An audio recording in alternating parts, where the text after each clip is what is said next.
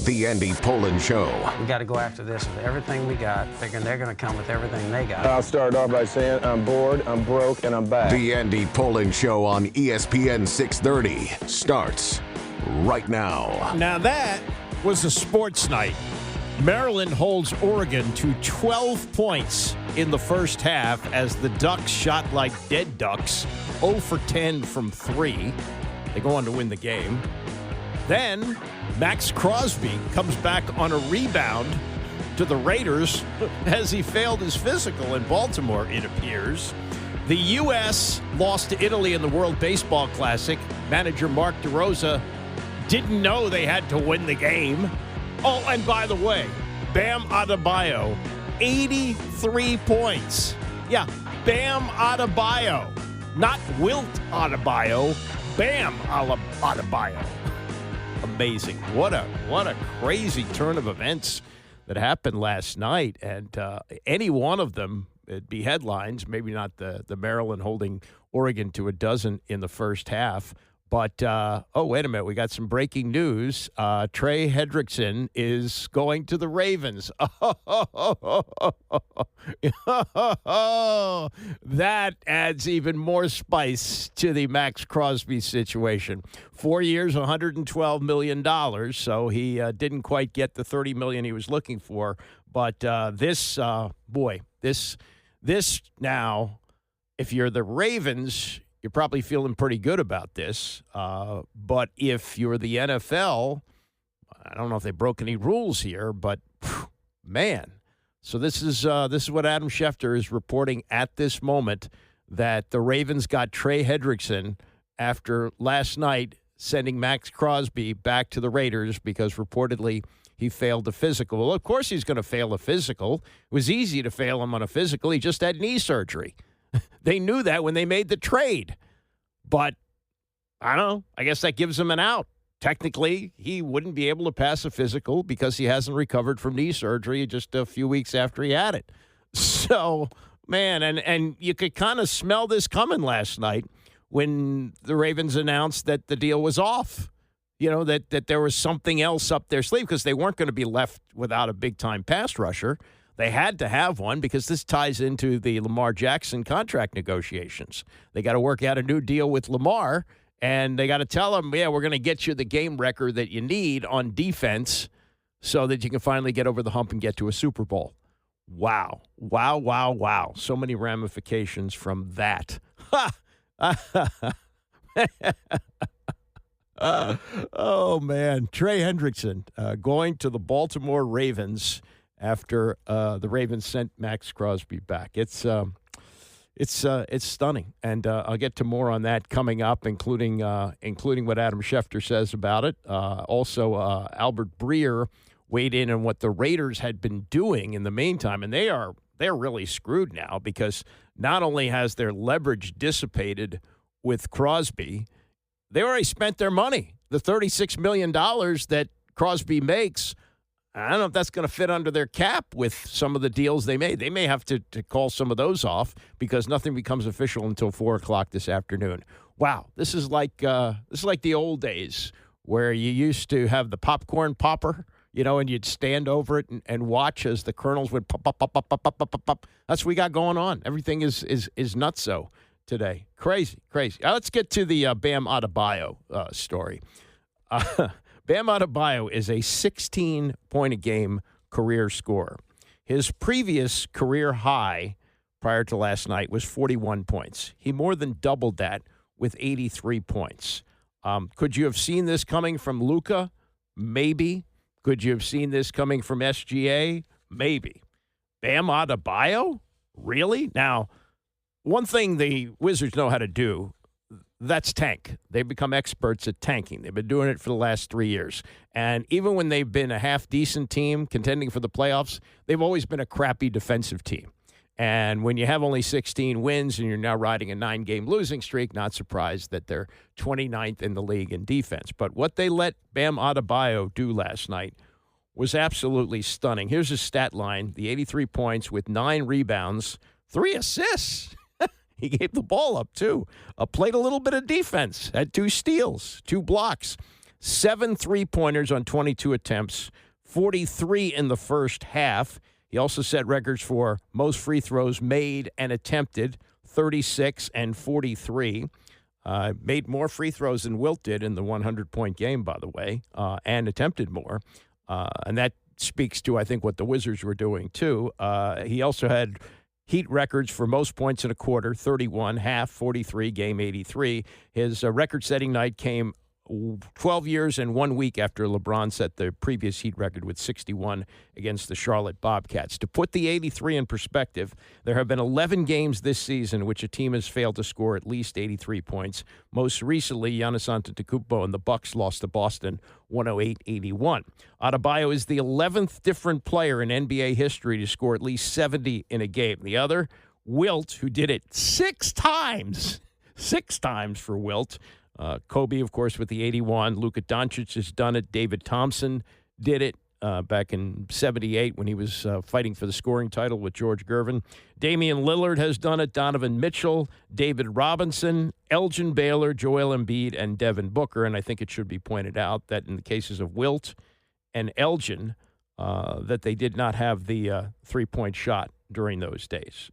And even when David Thompson did it, I don't even know if he attempted a three. Very few threes were attempted back in those days. So, and Elgin did not have it. He was first player to play above the rim. The 62 points through 3 quarters, most by any player since Kobe had 62 on December 20th, 2005 against the Mavericks when he famously outscored Dallas 62-61 through 3 quarters before sitting out the fourth. 31 points in the first quarter, most in an opening quarter since Kevin Love had 34 for Cleveland against Portland in 2016. First Heat player in history to attempt 40 field goals in a game. Joins Wilt as the only players in NBA history with 20 made field goals and 25 free throws made in a game. And before last night's game, the Heat season high in free throws was 36.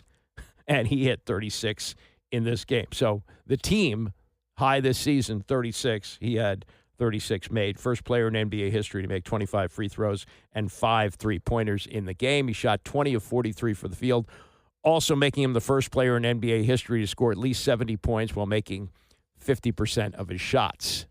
So, with the night that Wilt had, and you can hear the call where he just kept putting it back, and missing, it didn't add up to the many missed shots that Adebayo had.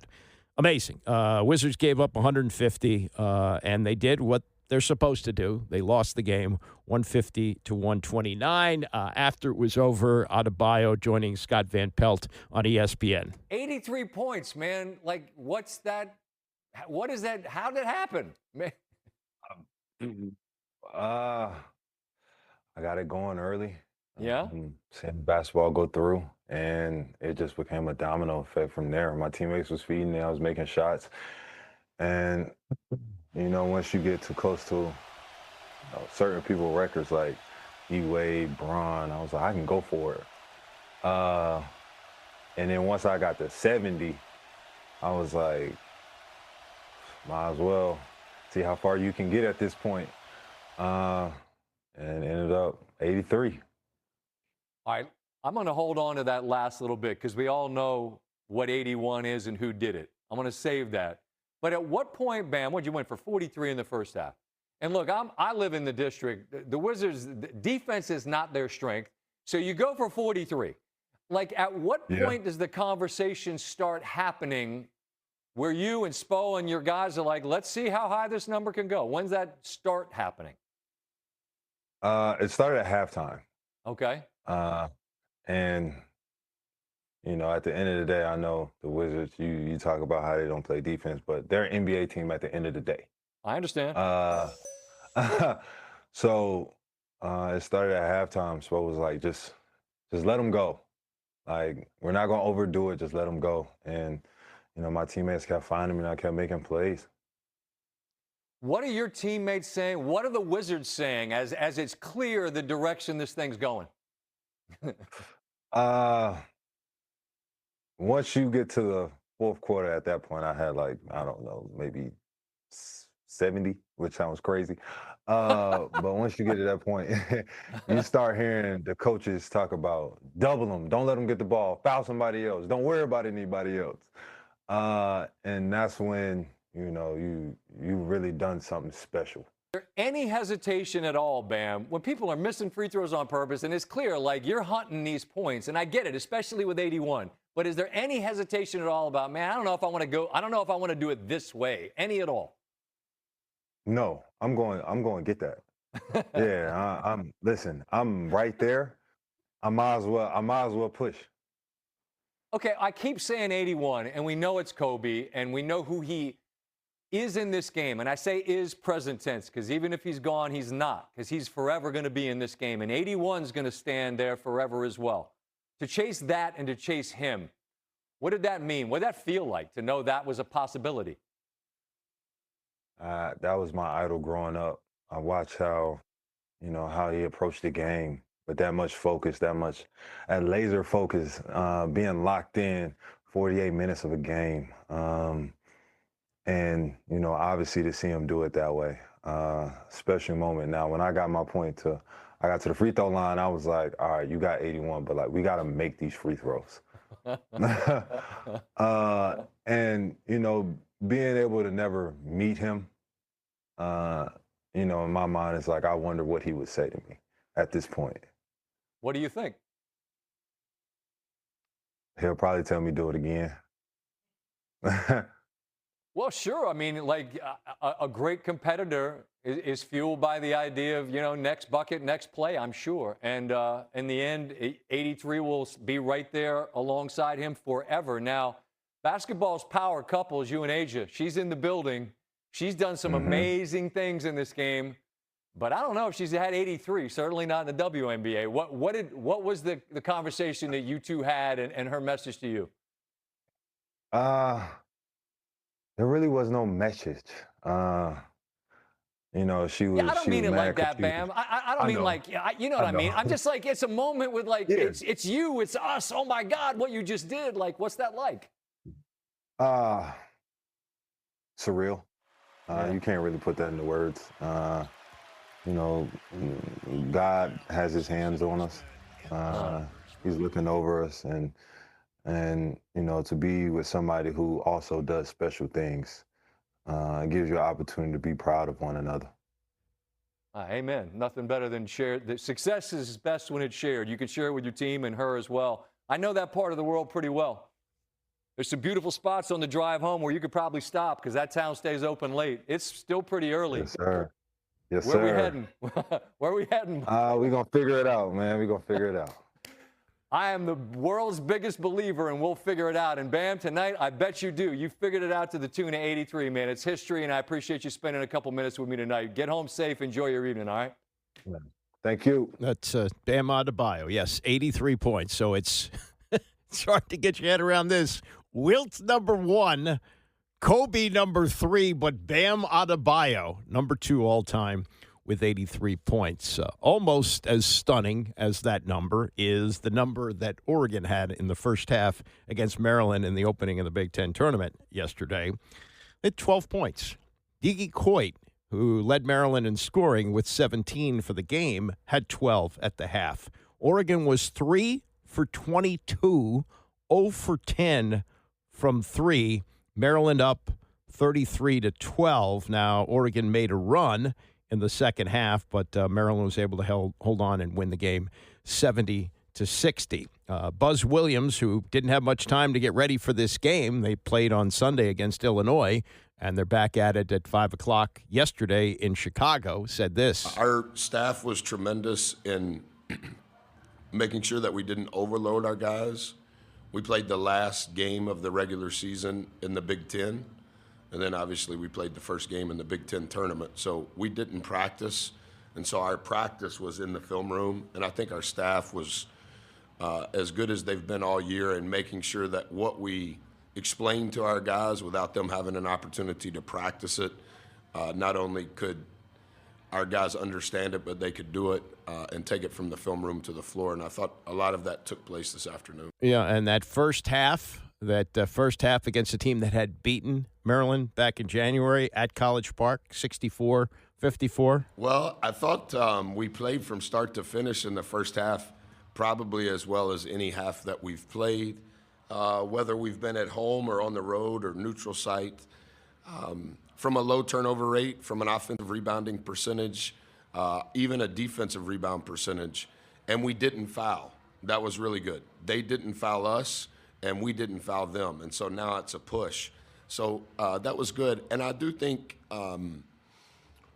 to some degree we absorbed their 2 magnificent runs, probably with as much maturity as we have at any point in the season.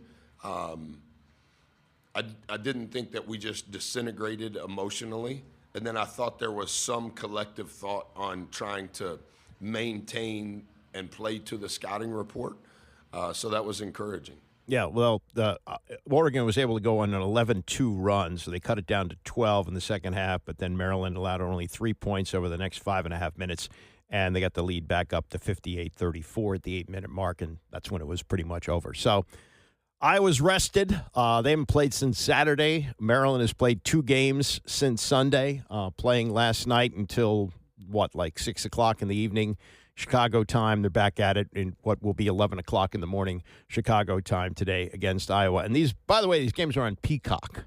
So if you're old and you're not used to finagling around to find that, or you don't have it, you're going to be out of luck listening to the game on the radio. But, Maryland could win and, at least keep things interesting for a while. You would have to win, I think, 6 games to get to the NCAA tournament, which obviously isn't going to happen. But a nice little oasis in a desert of a season where they allow just 12 points in the first half and basically stone Oregon's shooting and win the game with relative ease. All right, coming up, we'll get to more on this wild situation with the Baltimore Ravens. Boy, did they win out on this.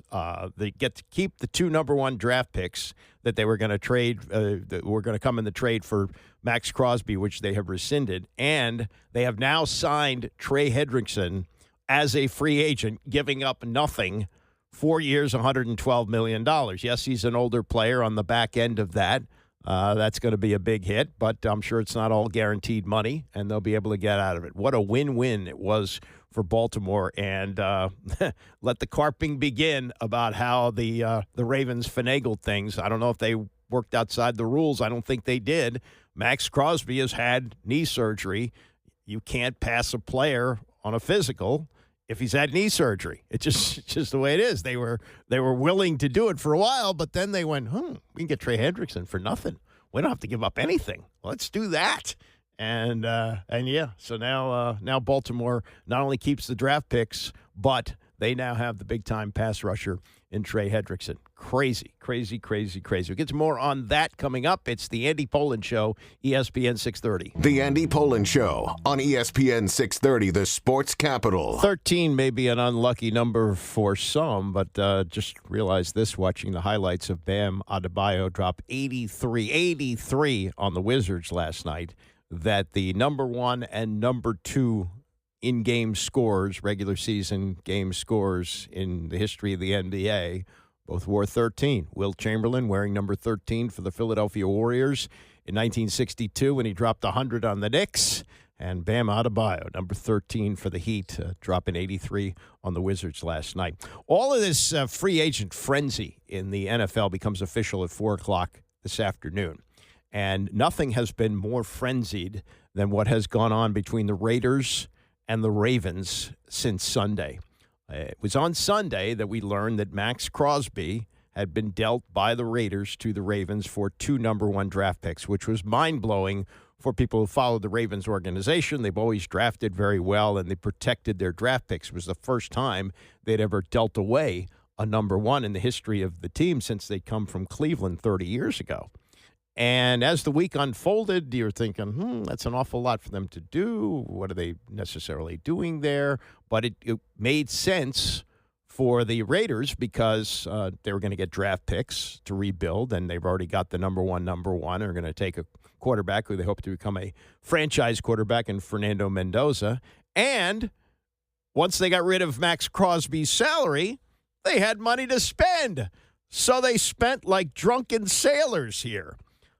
Quay Walker, 3 years, $40.5 million. Nakobe Dean, 3 years, $36 million. Edge rusher Kwity Paye, 3 years, $48 million. They re-signed cornerback Eric Stokes, 3 years, $30 million. Edge rusher Malcolm Kuntz, 1 year, $11 million. Is he Maxx Crosby? No, but he's a hell of a lot cheaper.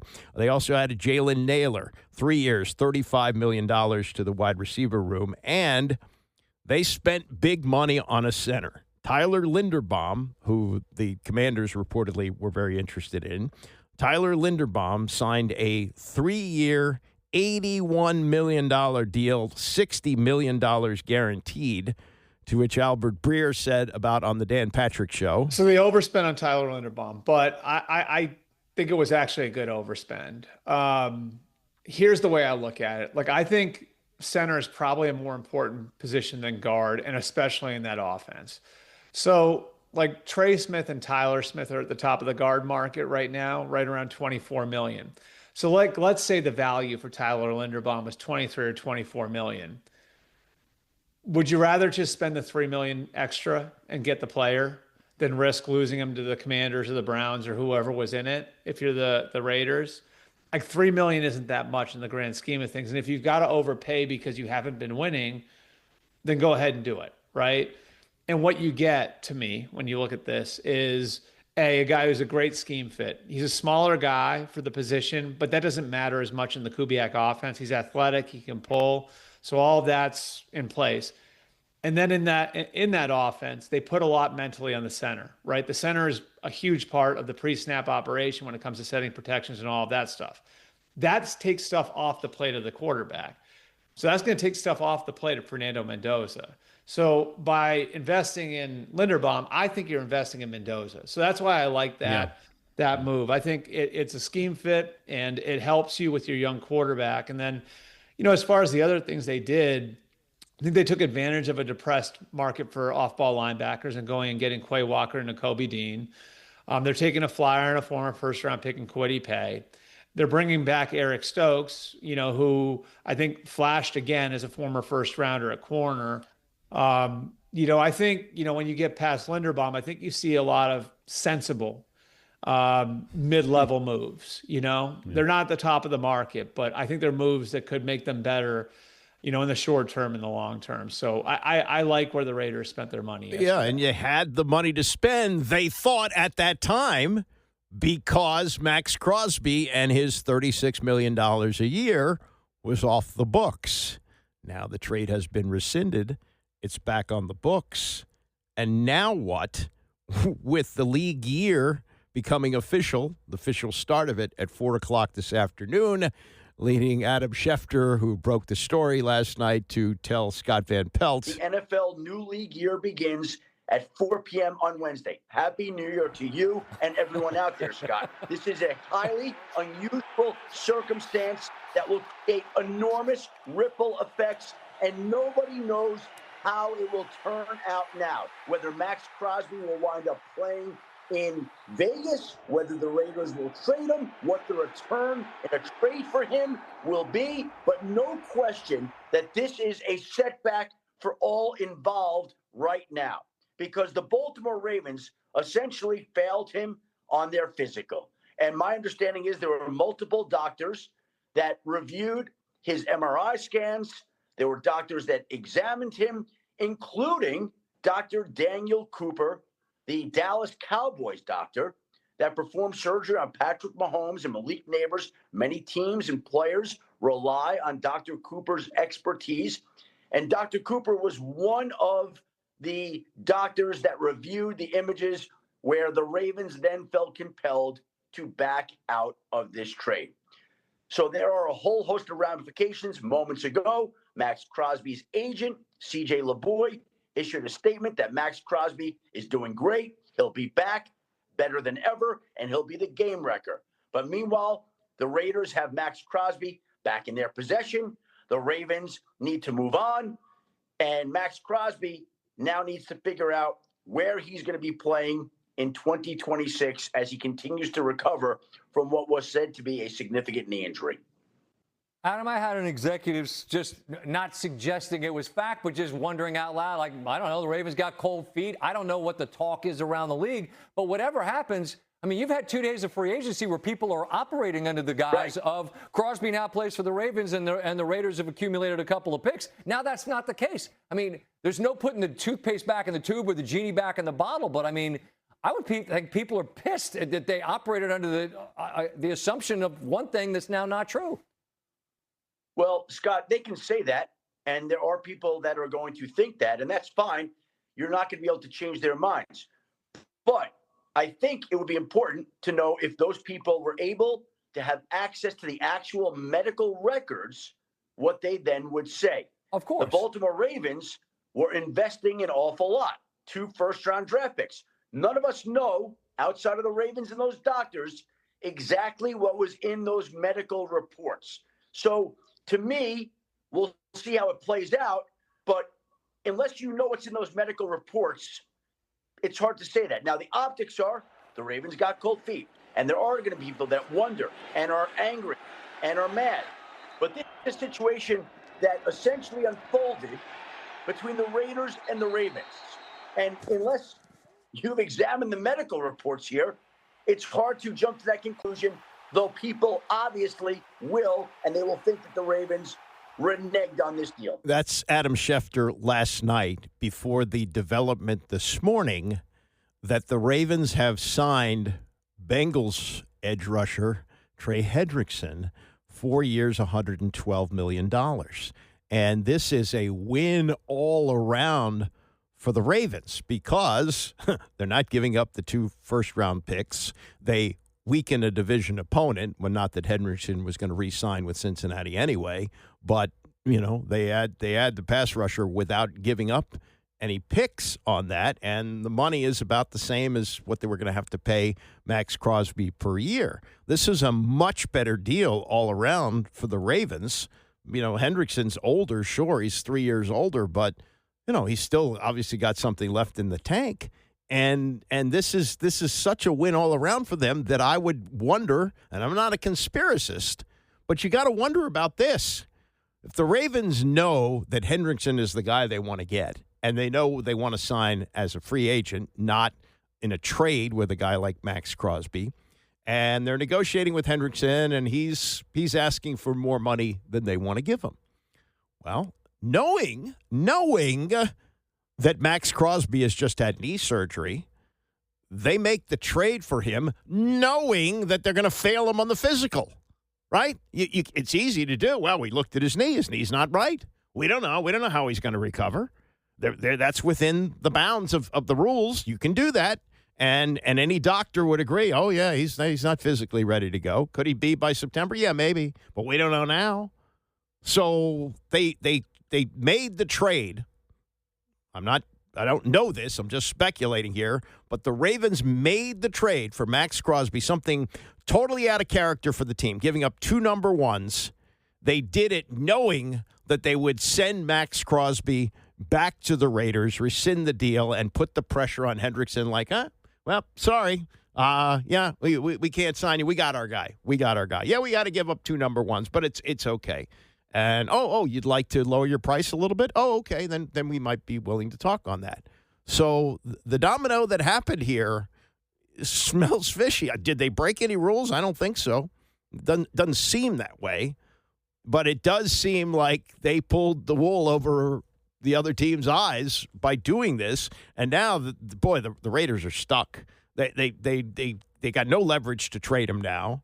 And teams have agreed to spend their money. I guess other teams can rescind deals on players to make room for Maxx Crosby, so that could still happen. He could still wind up in a place like Dallas, I guess. But you also have a situation where he's got to come back to a team that might not be able to fit him in. Or the way that they would have to fit him in would be difficult to do. Now, as far as the Ravens doing something funky like this, they've done this before. 1997, which they'd only been around a couple of years in Baltimore at that point, they backed out of a deal with Cowboy safety Brock Marion minutes before he was going to sign a contract because the team discovered a potential problem with his left shoulder. 2018, Baltimore voided its 4-year, $29 million agreement with wide receiver Ryan Grant after he failed a physical over an ankle injury. Remember, Ryan Grant played 4 years here in Washington and never missed a game. All of a sudden, can't pass a physical because of an ankle injury? 2020, deal with Michael Brockers fell through after an independent doctor expressed concern about the defensive lineman's left ankle. So they know how to do this. They've done this before.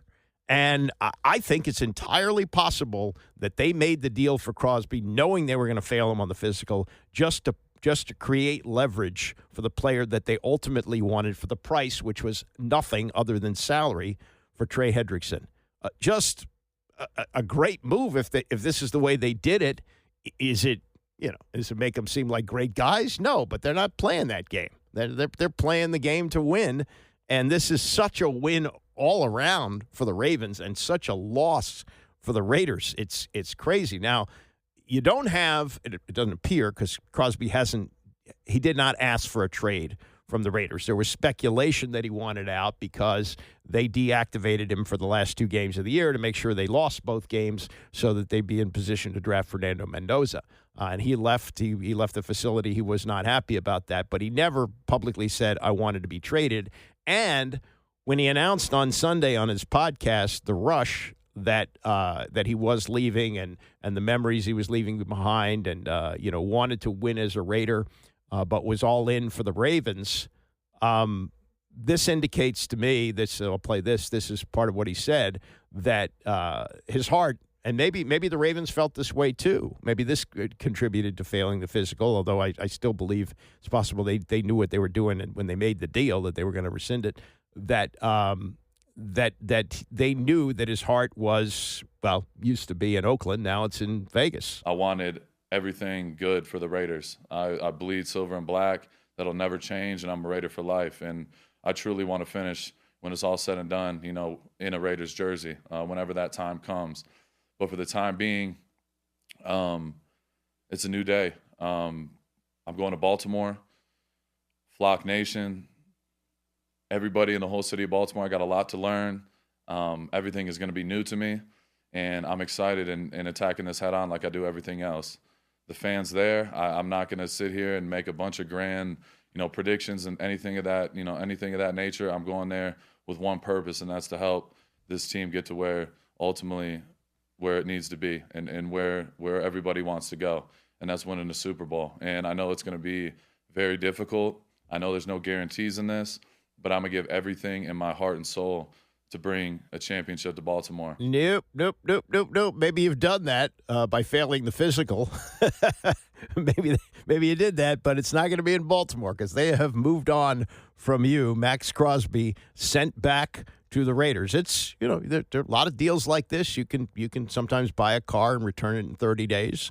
They didn't like what they saw, and they also liked the deal that they were going to make with Hendrickson much better. It's a much better deal for them because they keep the draft picks, and now he goes back to Las Vegas for maybe forever. Maybe he does finish his career with the Raiders in an odd turn of events, or maybe they make a deal that they feel like they have to make since they've committed so much money to other players that they have to find a way to deal him. But boy, they're not going to get 2 first-round picks for him for sure. And meantime, speaking of breakups, and I guess the relationship between Maxx Crosby and the Ravens was very brief. I don't even know if he showed up at the facility in Baltimore. I don't think he did because I don't think there wouldn't be a press conference because nothing becomes official until 4 o'clock this afternoon. But there was also the Dak Prescott situation, not with the Cowboys, but with his now ex-fiancée. The wedding was supposed to take place next month, but the New York Post reports that she broke it off. They were going to get married in Italy because of, quote, ongoing infidelity issues. She claims that he's been communicating with other women throughout their relationship. Now, they do have 2 kids together, so there is going to be a relationship in that regard. But the wedding that was supposed to take place has been called off. Page 6 of the New York Post claims that she learned of Prescott's alleged infidelity during a Bahamas trip. This supposedly led to her name Ramos, ending the relationship and notifying wedding guests that the event would not take place in Italy. Nobody is going to top Jimmy Cephalo. Jimmy Cephalo was a wide receiver at Penn State. He also played about 6 or 7 years with the Miami Dolphins and caught a touchdown pass against the Redskins in Super Bowl 17 in, I believe, 1984. So we're going back over 40 years ago. Jimmy Cephalo was due to get married to a woman from Penn State. I don't know whether that was his college sweetheart, but she had also gone to Penn State. Supposed to be a Pennsylvania wedding. And wedding was due to take place at 2 o'clock in the afternoon. At noon, Jimmy Cephalo showed up, told the priest it's off. That's it. No wedding. Talk about leaving her at the altar. Not quite the same with Dak Prescott and his now ex-fiancée, but pretty close, a month apart. Coming up, for better or for worse, the marriage between the NFL and instant replay took place 40 years ago today. We'll get to that next. It's the Andy Pollin Show, ESPN 630. The Andy Pollin Show on ESPN 630, the sports capital. Team USA manager Mark DeRosa pulls a Ron Rivera with the World Baseball Classic.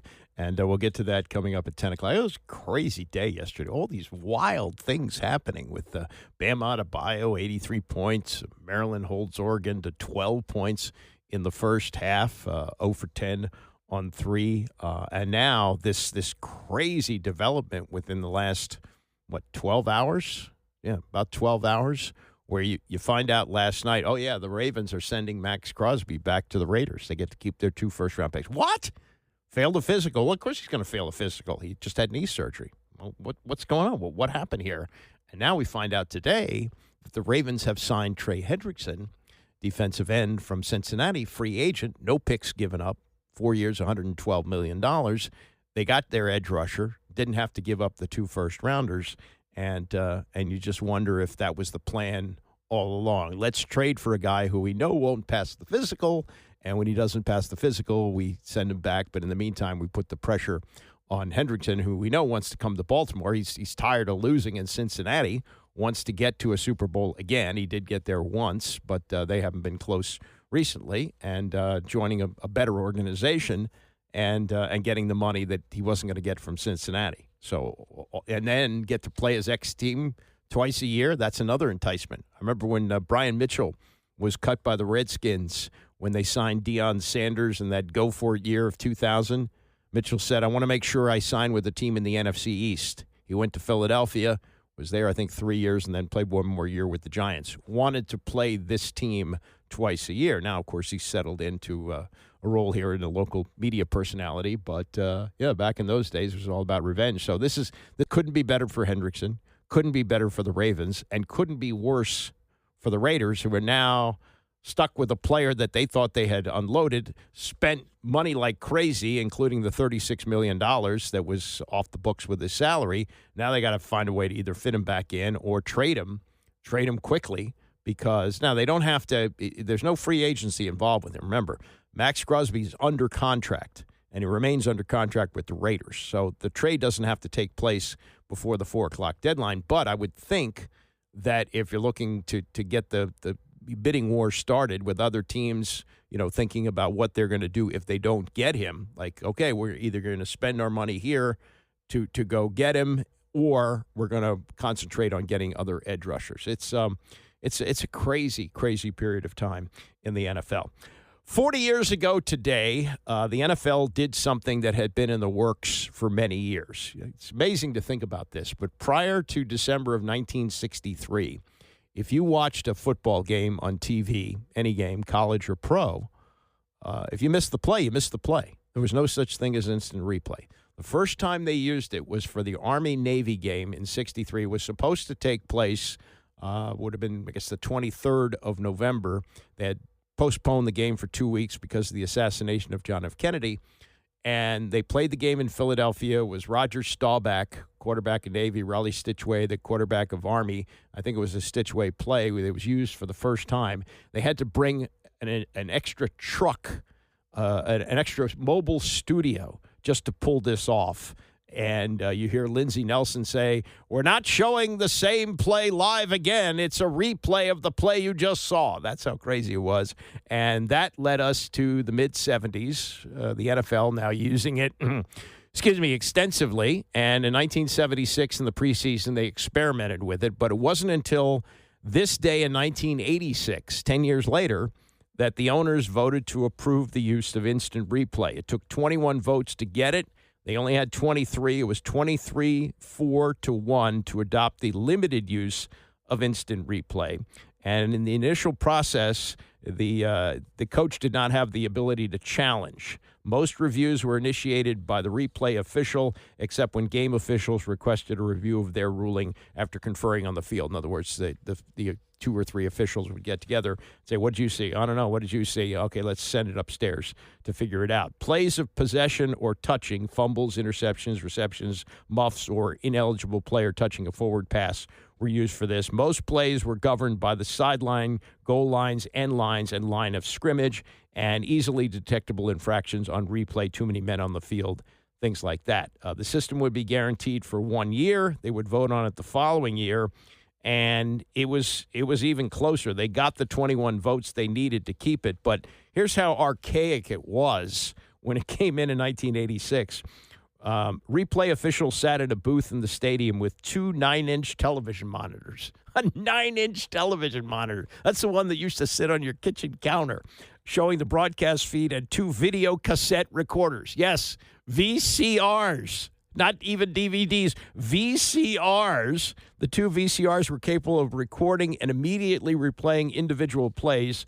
Reviews would be a maximum of 2 minutes, time from the moment when the umpire signaled timeout. Well, of course, it went well past that many times. But in the first season, they saw an average of 1.6 reviews per game. Of those plays in question, 374 in all, only 10% wound up with a reversal.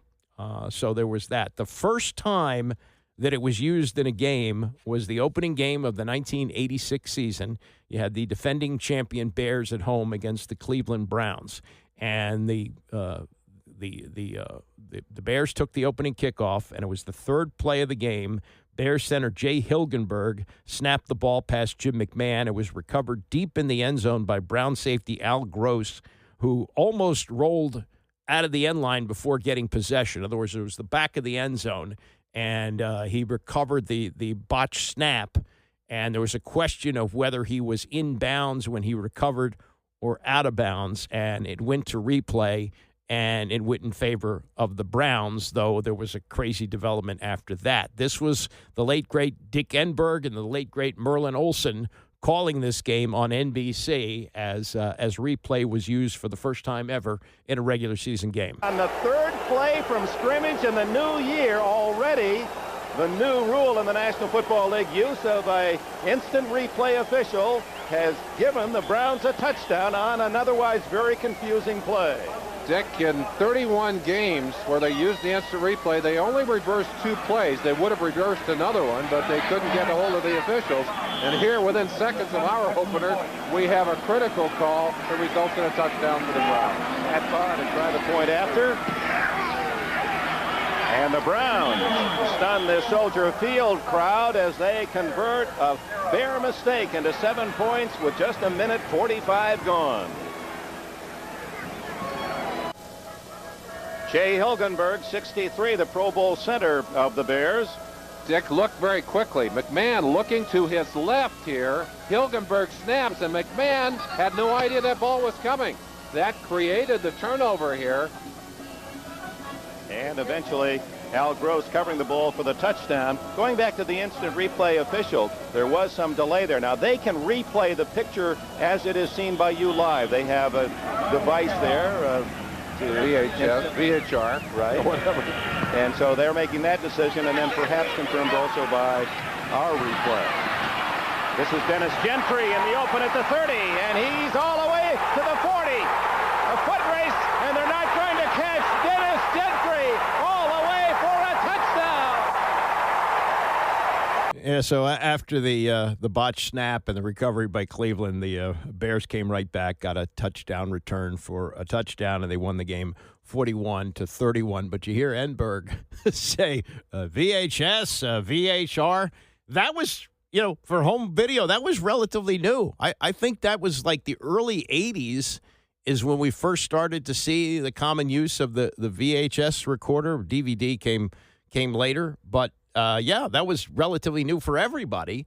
And the NFL was using what you had under your tube TV to record, I don't know, the Golden Girls. And then you saw the replay officials using the same technology on their 9-inch monitors to come up with what the play was. So it was bulky. It was the replays took too long. People didn't like it. In fact, the last game that it was used in the first go round was the Super Bowl, where the Redskins beat the Buffalo Bills. And in that game, Art Monk caught a touchdown pass. Art Monk, for all the greatness he had in his career, his Hall of Fame career, never caught a touchdown pass in the Super Bowl. And they ruled it a touchdown on the field, but the replay officials in the booth looked at it again and said, no, he was out of bounds, and there was no touchdown. So it went away after the 91 season, 91 into the 92 Super Bowl, and it did not return until 1999. And one of the big reasons it returned was there was controversy over a New York team. And there were a couple of plays. It was getting more and more traction. And I remember that Charlie Casserly, who was the general manager of the team at the time, the 98 season, he was a big mover and shaker in trying to get instant replay restored. He wanted it back. And there were a number of people around the league who wanted that, and he pushed and he pushed and he pushed, and they brought it back for the 1999 season, and it remains in effect now. But the league did without it, 92, 93, 94, 95, 96, 97, 98. They did it without it for 7 years after they had brought it back for 6, and now it's been back since the 1999 season. It's hard to imagine any sport now without instant replay. They didn't have it in basketball for a long time. They've always had the goal judges in hockey. I think even before the NFL ever had instant replay, you did have goal judges to say, whether it was an offsides or whether it used to be you couldn't put your skate in the crease and things like that. But now it's so common that if we used to say back in the 80s, late 80s and early 90s about instant replay, well, they won't get the toothpaste back in the tube. But they did. The owners got rid of it. And I'm trying to think of games during that period of time. Now, the Redskins were terrible then, so I really didn't worry too much about instant replay then. But just wonder what the league was like where you didn't have these reviews, where you didn't have the coach's challenge, where you didn't have all the things that went along with it. And, in fact, Joe Gibbs, when he came back for the 2004 season after being out for 11, 12 years, he didn't even know what to do because he had never had the challenge system when he was coaching. And they even hired a former referee to help him challenge, and he would hear what the former referee had to say and throw the challenge flag anyway. It's crazy. All right, enough of that. We'll get to more on the World Baseball Classic, plus the deaths of 2 players who came in at the same time and made their impact in the NFL. It's the Andy Pollin Show, ESPN 630. It was Ron Rivera who famously said, after being told that his team could be eliminated from the playoffs if Green Bay beat Minnesota later in the day, we could be eliminated? Ron Rivera, meet Mark DeRosa, the current, and I don't think future, manager of Team USA in the World Baseball Classic. Didn't know the implications of the game he was about to manage, and it may have cost him big time. We will get to that. Also, Travis Kelce talking yesterday about his return to the Kansas City Chiefs with his famous wife, soon to be his famous fiance, soon to be his wife. We'll get to that. And the deaths of 2 Warriors from past days, both of them coming in the league in 1964, and both of them passing away in the same week. We will get to that a little bit later on. The big development today, and this is just absolutely crazy, ties into last night when we found out that Maxx Crosby was being returned by the Ravens to the Raiders for the 2 first-round picks that the Ravens gave up because reportedly he had failed his physical. Well, of course you're going to fail his physical. He just had knee surgery. If you want the player, you go, yeah, the knee isn't fully healed, but we know it's going to be, and we're confident on that. I don't think that's why this deal was rescinded, because today the Ravens have agreed to a deal with Trey Hendrickson, free agent edge rusher from the Cincinnati Bengals, 4 years, $112 million. They don't have to give up anything, nothing. And this was, I think, I don't know, but I'm speculating that this was a negotiating ploy on the part of the Ravens where they're talking to Hendrickson's free agent. He wants X amount of dollars. They say, we're not going to pay that. And it gets to the point where they say, okay, forget it. We'll just go get Maxx Crosby. And we're going to trade 2 first-round picks. You never trade 2 first-round picks. Well, watch us do it. And they did it. And Hendrickson signed for, maybe it's the number closer to what the Ravens wanted. I don't know. It's in line with what Crosby's making. But Hendrickson, a little older, he's 32, gets a 4-year, $112 million, and the Ravens get to keep their draft picks. What a win all around for them. And we'll continue to follow if there are any other developments on this. I would think that the Raiders are going to say something about this, and they're going to accuse the Ravens of dirty dealing. I don't know if it is dirty dealing.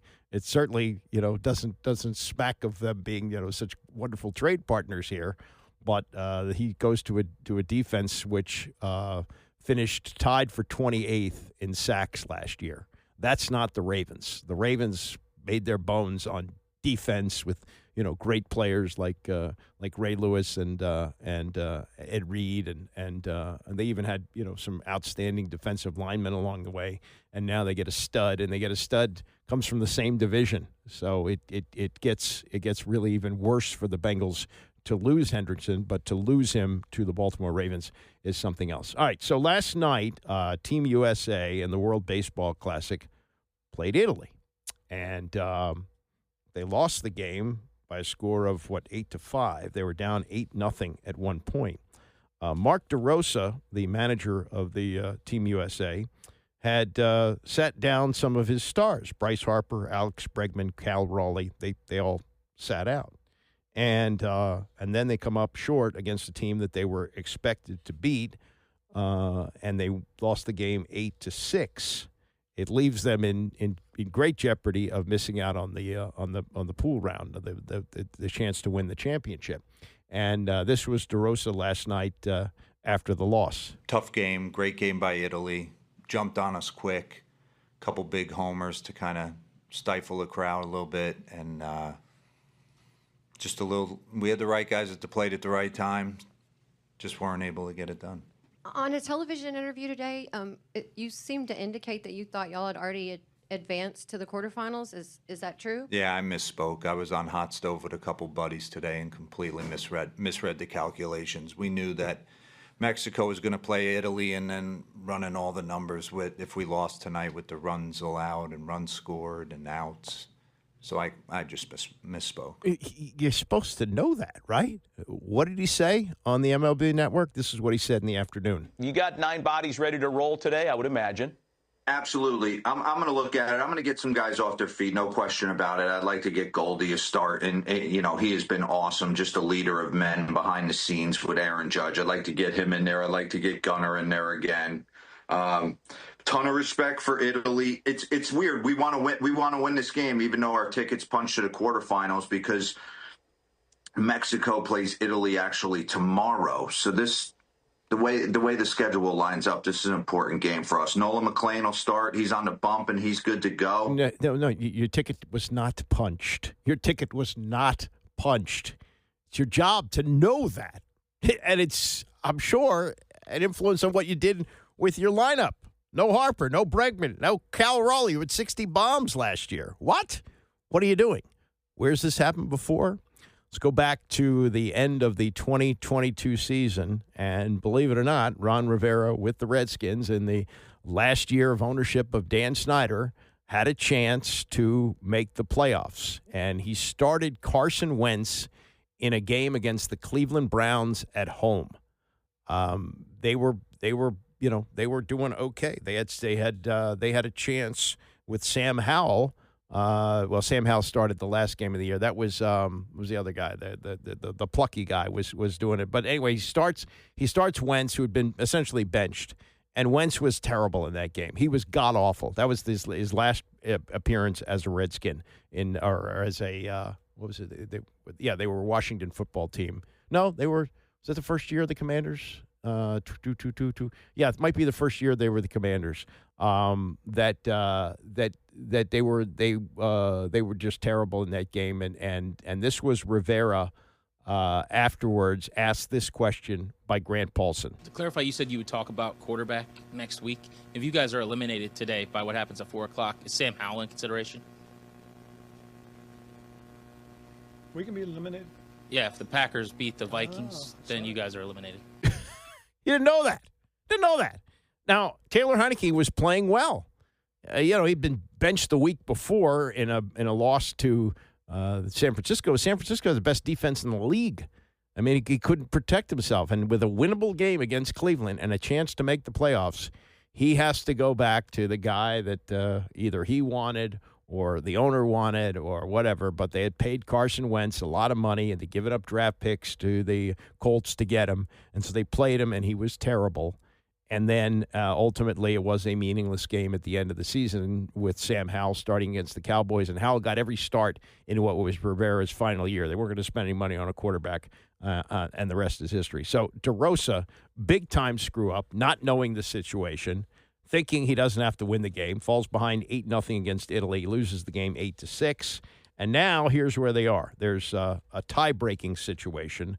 The first is the record between the two teams. Now, you got Mexico playing Italy today. If Italy beats Mexico, the U.S. will advance. That's what they have to hope for. But, Mexico is probably a better team. The U.S. beat Mexico. But then if Mexico beats Italy, things get interesting. The first tiebreaker is the record between the two teams. In this case, the U.S. would have lost to Italy, while Italy would have lost to Mexico, which would have lost to the U.S., so that wouldn't solve it. The second tiebreaker would be runs allowed per defensive outs against the team they're tied with, basically runs allowed in the tournament so far. The U.S. allowed 3 runs to Mexico, 8 to Italy. That's 11 in 18 innings.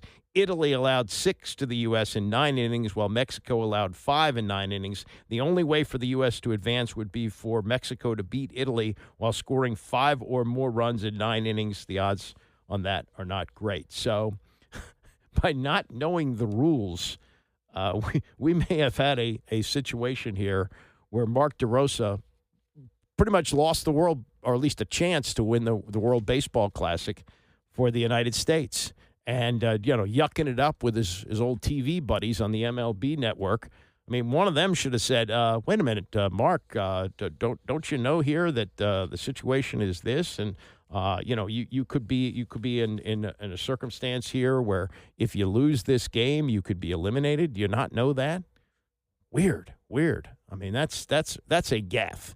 And Ron Rivera, same thing, but we kind of knew Rivera was on his way out then. Anyway, though, he did survive another year because it was too late for the new ownership to make a change. Remember, the new ownership wasn't approved until, right week before the season started, so they weren't going to do that. But, Mark DeRosa running his mouth, not knowing situation, winds up losing an enormous game.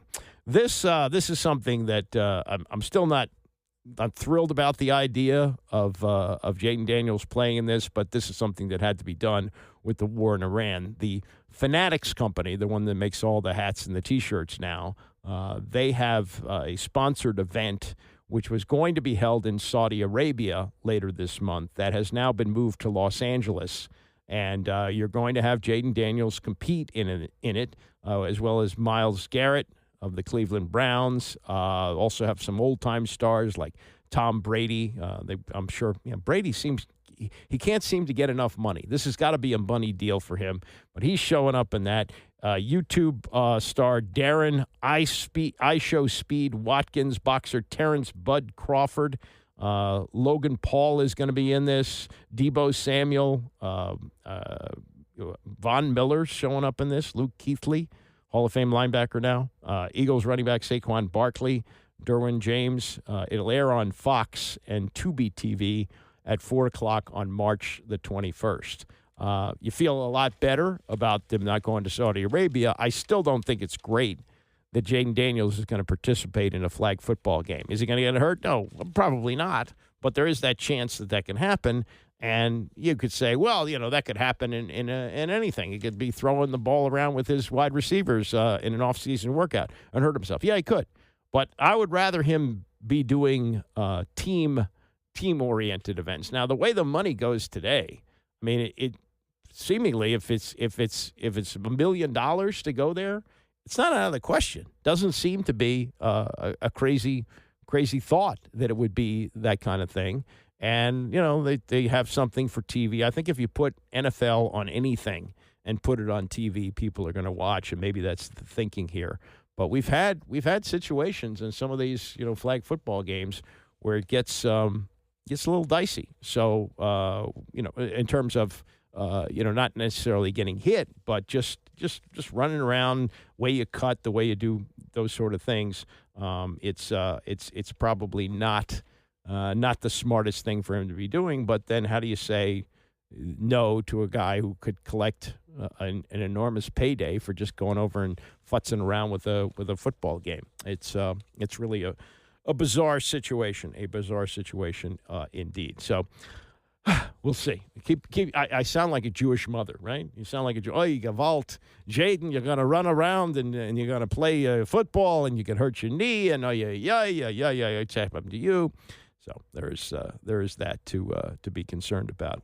Capitals, by the way, coming down the stretch, these are must wins. They are chasing not just Boston. I think they're 2 teams ahead of them, and tonight could be really the season.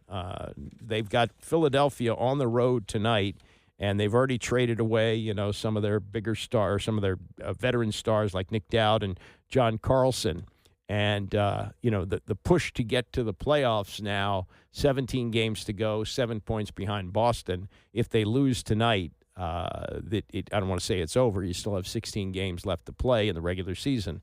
But it's, as Yogi Berra once said, it's getting late early for the Washington Capitals as they play in Philadelphia tonight. All right, coming up, we'll get to the passing of 2 players who played in a very different era than the one we have now.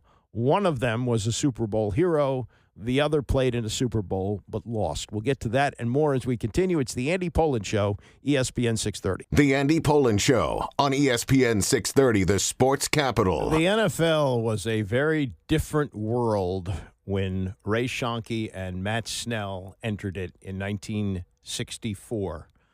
Both of them had careers of similar length. Schoenke played a little bit longer. Both of them have passed away this week at the age of 84. And in an era now where we look at some of these numbers, including $81 million for a center, Tyler Linderbaum signing with the Raiders, not to mention the latest today, Trey Hendrickson getting $112 million over 4 years from the Ravens. These guys played for salaries that were comparable to what some of our dads made living in the suburbs. In fact, if you talk to people from around here about my age in their 60s, some of them will recall living right near Ray Schoenke or Frank Howard, who was the star of the Senators. These guys lived similar economic lives than the ones that we had, or not all of us, but for me, a comfortable upper middle class upbringing, no real concerns about money. And these guys were the same, except that their careers were short. They didn't know what was going to be next. They knew that they were going to have to eventually find a real job once they finished playing their sports. I say real job in air quote, not that playing a professional sport isn't a real job, but it was just a different era. And these 2 guys distinguished themselves both on and off the football field. And Snell is kind of a forgotten guy in that famous 1969 Super Bowl upset that the Jets had over the Baltimore Colts. They were 18-point underdogs, and all of the hype centered around Joe Namath, who was a star. He had blown away the sports world with a contract from Sonny Werblin, who was the owner of the Jets, who was used to negotiating contracts for movie stars, and he understood what a star would mean in New York. And Joe Namath had star quality coming out of Alabama. So he gave him a contract that was multi-year. It might have been 4 years, $427 million, which was $427,000, which was unthinkable at the time. Nobody made that kind of money. And he wore the white shoes, and he had the long hair, and he did the pantyhose commercials, all Namath. And so when Namath guaranteed a win over the Baltimore Colts at a touchdown club dinner in Miami a couple of days before the game, he became the focal point of the game, and he was okay. He threw for about 200 yards, didn't turn the ball over. But if you were really going to give out the MVP of the game, it would go to Matt Snell. Matt Snell scored the only touchdown that the Jets had, the 16 points. The other points were scored by kicker Jim Turner, as Namath couldn't get him in the end zone. It was a run by Snell, which got him in. He also produced 161 total yards, both running and catching the ball, 34 touches in the game for him. And in a fair world, he would have been the MVP of the game. But, the focus was on Namath, and Namath going off the field, raising his index finger to signal they were number one, is the most memorable part of that game. But the thing that really, made this game for the Jets was their ability to keep the ball away from the Baltimore Colts, including their defense, which picked off Earl Morrall 3 times in the game. It was only when Johnny Unitas came in too little too late that the Colts were able to get their only touchdown. But, they were able to control the ball, kind of like the Redskins did with John Riggins, though he didn't have that spectacular 43-yard run like Riggo had. But they were running a play like the one here was called 50 gut. They ran 19 straight. After taking the handoff, Snell would bounce off Emerson Boozer and tackle Winston Hill before deciding whether to cut inside or outside. Both Snell and Boozer had 19 straight engraved inside their Super Bowl rings. How about that? On the final drive, Snell carried the ball 6 consecutive times. He picked up only 17 yards, but got a crucial first down. By the time the Colts got the ball back, they're down 16-7, and they only got 10 seconds left on the clock. After that, his career was marked by injuries.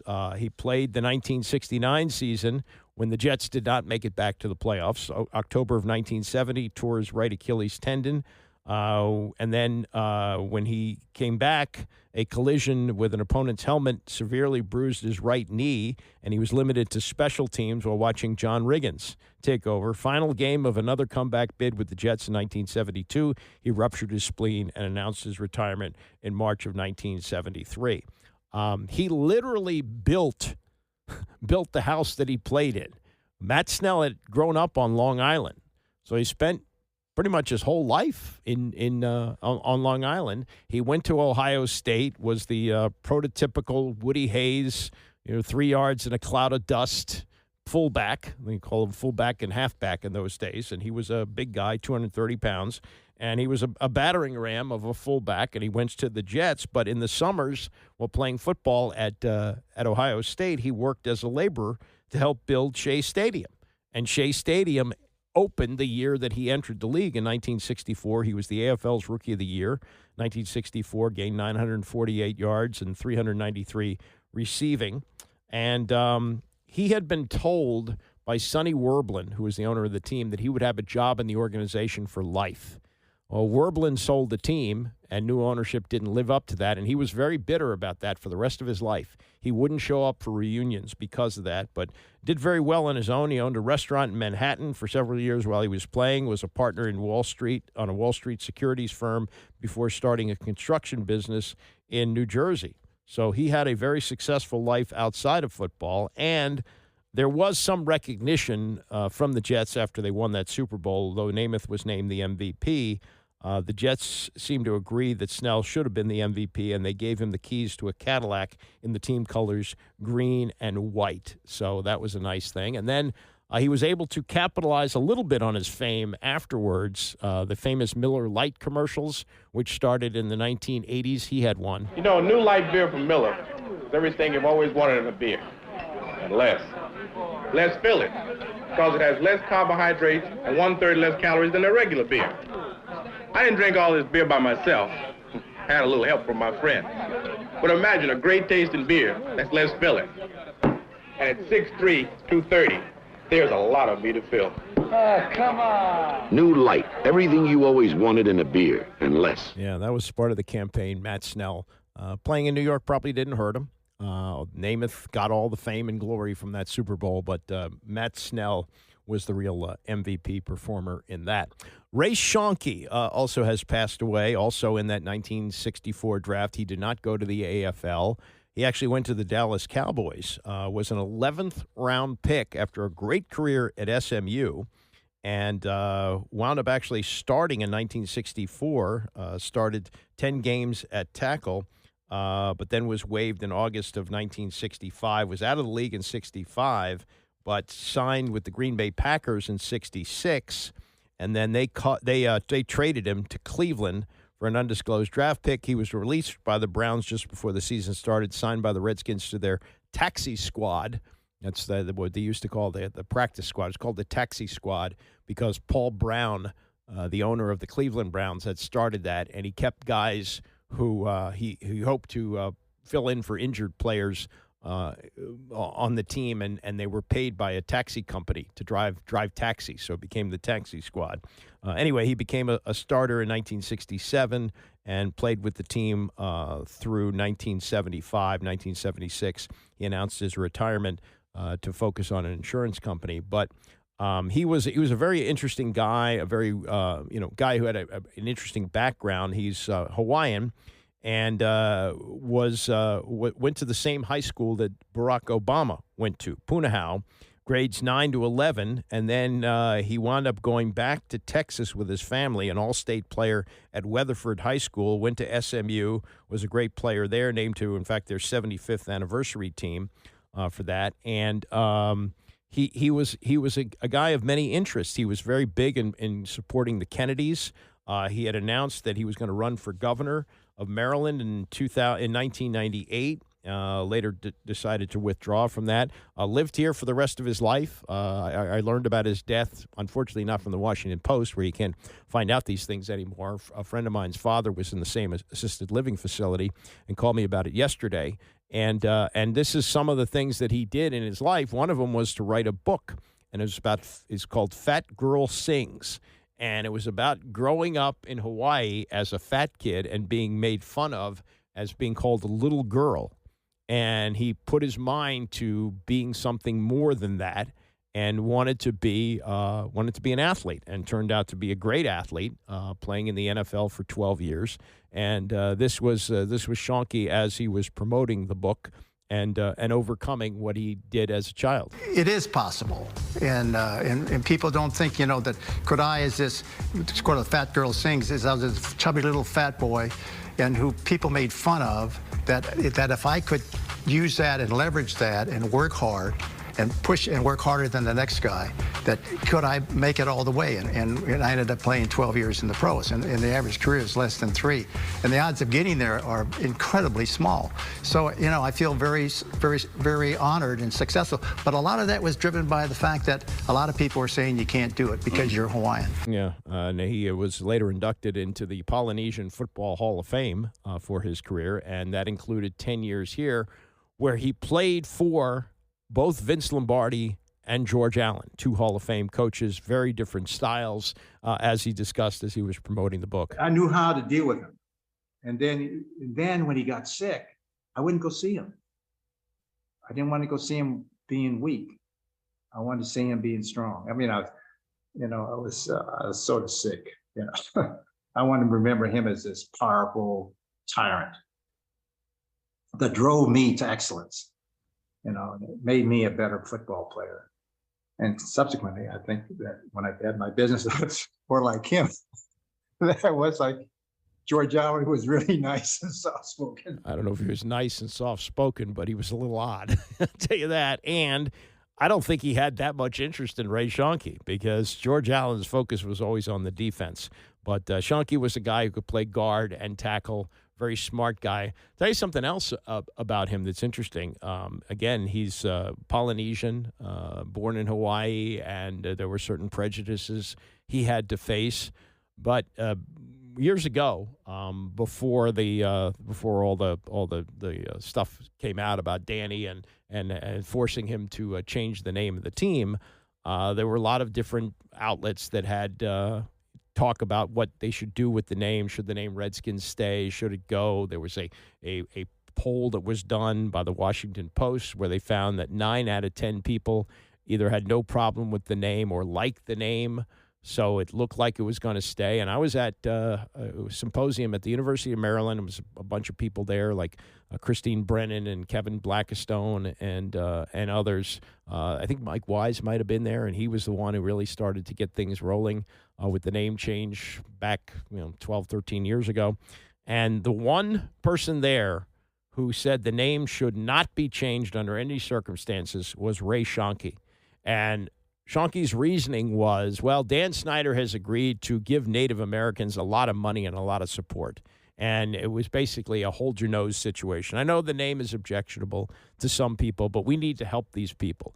Well, as it turned out, this was just a facade by Snyder. He didn't really help them out. He donated some winter coats and gave him some money for a tractor or something like that. I mean, it was a joke. And then ultimately, the name change happened because Snyder punched himself in the face. He tried to cheat his partners out of their dividends, and they turned on him and they said, okay, if you do that, we're going to drop our sponsorship, and we're going to force the others to do the same, which would be Nike and Pepsi, Home Depot, the same thing, and that would ultimately change FedEx, that would change it, and that's what it did. But rest in peace, Ray Schoenke, a great life. Same thing for Matt Snell. That'll do it for me. I'll be back tomorrow at 9 a.m.